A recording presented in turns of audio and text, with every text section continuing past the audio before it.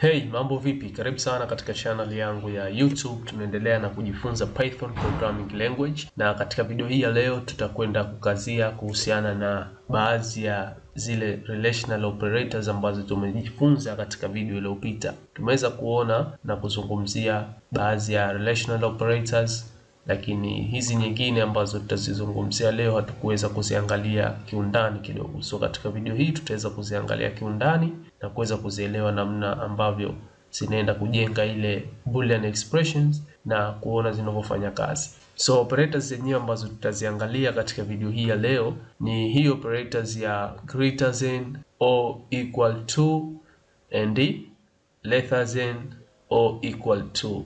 Then tutaangalia operator ya equal to, kisha tutaangalia operator ya not equal to. Na kama kawaida hizi relational operators kuweza kutengeneza boolean expression zetu kwa njia rahisi ya kupractice ni kuweza kutumia ile ambayo tumetumia video iliyopita, ambapo tuliweza kutumia interpreter yetu ya Python. Kwa moja kwa moja nitakuja mimi hapa katika search yangu, nitaandika Python na nitakuja kuingia katika hii IDE ya Python. Hii ndio interpreter ambayo tutaitumia simple kuweza kufahamiana kile ambacho tunahitaji kwenda kufahamishana. Kwa kama tayari upo na Python katika kompyuta yako, utaweza kuletewa na wewe hii IDE shell na tutaweza kufanya mambo yetu hapa katika video hii ya leo. So hapa tutaanza na hii ya kwanza ambayo ni greater than or equal, alafu tutakuja tutaangalia hii lesser than or equal operator. So tukianza na greater than or equal operators, mfano tuchukulie tupo na variable yetu ya x ambayo ni sawasawa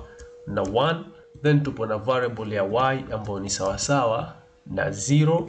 Okay, tunafahamu kuhusu variable na hizi ni value zake. Then tupo na z ni sawasawa na 1. Okay, so tupo na variable zetu tatu x, y, z, kila moja imehifadhi namba value, ambayo x imehifadhi 1, y imehifadhi 0, z imehifadhi 1. So nikiklik enter kuweza kuandika boolean expression yetu kwa kutumia hii operators ya greater than or equal to. Kwa naanza hapa, x ni kubwa kuliko au sawasawa na y.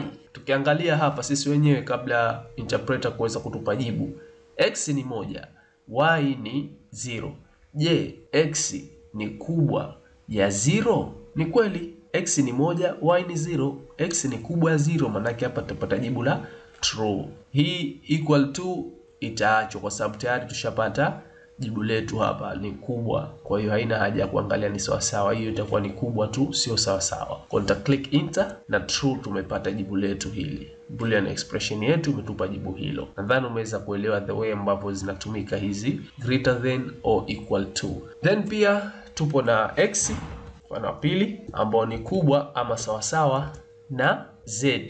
Okay, x ni 1, z ni 1. Kwa hiyo hizi ziko sawa pale sawa. Sasa katika operator yetu tulotumia inasema x ni kubwa kuliko z. Ukiangalia sio kweli, x sio kubwa kuliko z. Lakini hapo hapo, je, x ni sawasawa na z?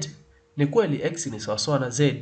X ni 1 na z ni 1. Kwa hiyo hapa tutapata jibu la true.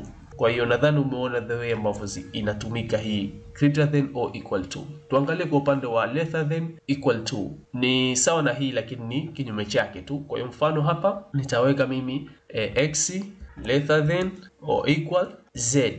X ambayo ni 1 ni ndogo ama sawasawa na z ambayo ni 1. Ukiangalia ni kweli x sio ndogo ya z kwa sababu zote ni value zao ni 1 1, lakini x ni sawasawa na z. Maana yake hizi operator ya greater than or equal to na lesser than or equal to inakupa options mbili kuangalia hiyo value ya left kama ni kubwa ama sawasawa na hiyo value ya right.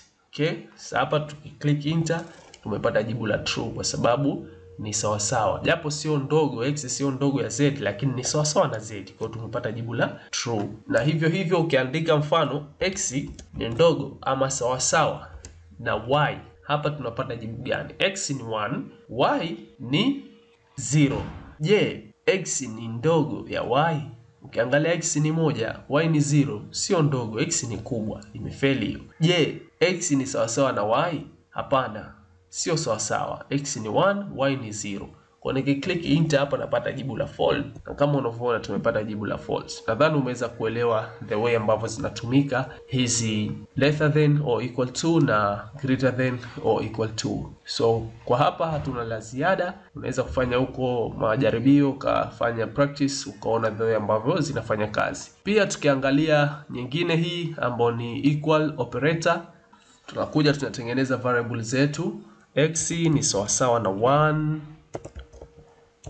y ni sawasawa na 0, zile variable zetu ambazo tulizitumia katika mfano ya juu kule, na z ni sawasawa na 1.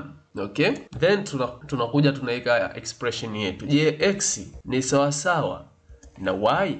Ukiangalia value ya x ni 1, value ya y ni 0. Sasa x ni sawasawa na y, 1 ni sawasawa na 0. Sio kweli. Click enter napata jibu la false. Pia unaweza kuweka x ni sawasawa na z. Ukiangalia x ni 1, z ni 1. Kweli x ni sawasawa na z. Click nitapata jibu la true.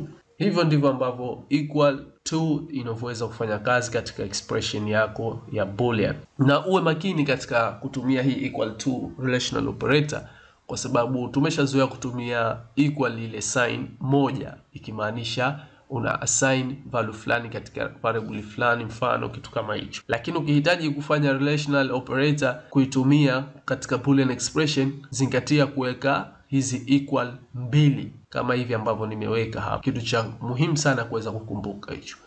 Then tukiachilia hii equal to operator, wacha tuangalia not equal to operators. Ni kinyume tu cha hii equal to, ambapo mfano nikiweka x exclamation mark sawa, ndivyo ambavyo inaandikwa hivi, na y. Hii inakwenda kujiuliza, je, x sio sawa na y? X ni 1, y ni 0. Kweli sio sawa. Umeona? Click enter ananiambia true, sio sawa. X ni kubwa kuliko y, hazipo sawa. Umeona ilivyo? So ukiweka x exclamation mark sawa na z, inaenda kujiuliza hapa boolean expression yako ili kuweza kutoa jibu kama ni true ama false. X is not equal to z. X ambayo ni value yake 1 na z ni value yake ni 1. Je, sio sawa na z? I mean x ni 1, z ni 1. Je, x sio sawa na z? Sio kweli, ni sawa. Kwa hiyo italeta jibu la false kwa sababu hizi ni sawa. Huwezi kusema sio sawa. Nadhani tumeweza kufahamiana namna gani ambavyo zinafanya kazi hizi boolean expression kwa kutumia hizi relational operators. So tukutane katika video ambayo itafuata. Kama bado hujasubscribe channel yangu, ningeomba usubscribe na ugonge alama ya kengele ili kuweza kupata notification pale tunapo upload video mpya katika YouTube channel yangu. Na usikose video ambayo itafuata, tutakuja kuoneshana mifano reality kabisa katika editor yetu ya VS Code kwa kutumia if condition, if statement. So usiwe mbali na YouTube channel yangu. Ndio kwanza tumeanza katika decision structure. Tuna safari ndefu na kuna mambo mingi ambayo tunahitajika kujifunza. So asante sana, tukutane katika video ijayo.